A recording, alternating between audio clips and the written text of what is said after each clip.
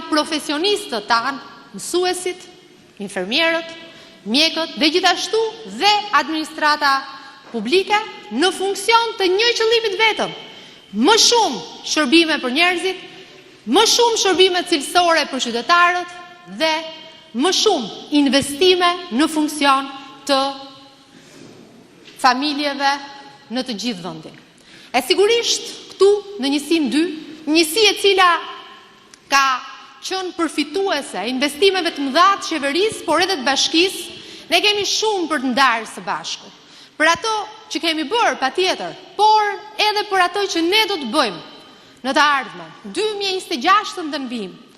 Dhe ndërsa të gjithë prioritetet e bashkisë do t'i shpjegoj Anuela pak më pas, unë dua të ndalem tek ajo që është edhe puna jone e përbashkët që vjen edhe si kërkesë juaja, e që lidhet patjetër me angazhimin ton për t'u përballur sfidave të një qyteti që rritet, të një qyteti i cili ecën me ritmin e kohës, me hapjen e kohës, me investimet e duhura, duke nisur me investimet në çerë dhe kopshte shkolla, në infrastrukturë publike, në ndriçim rrugor, deri tek investimet që i përkasin çështjeve më sfiduese sot në Tiranë, që lidhen me parkimet, që lidhen me trafikun, me transportin publik, për cilat ne kemi një plan detajuar dhe me mbështetjen e qeverisë ne do të arrijmë që t'i përmirësojmë këto shërbime.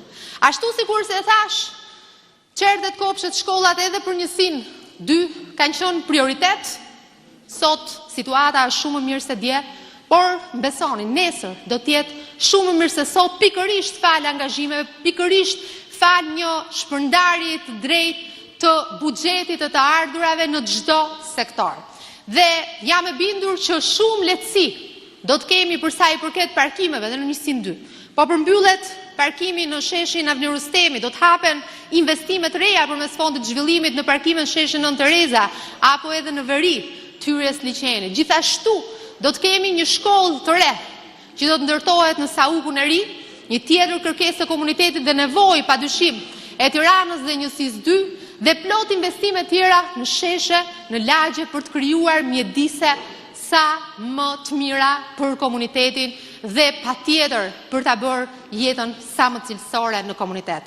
Nuk dua të zgjatem shumë, dua t'ja kaloj fjalën Anuelës për vijimin e prioriteteve të buxhetit 2026 për njësinë 2 dhe sigurisht edhe prioritetet kyçe për Tiranën për vitin 2026. Faleminderit gjithëve për vëmendjen. Faleminderit Gerta, mirëmbrëma të gjithëve.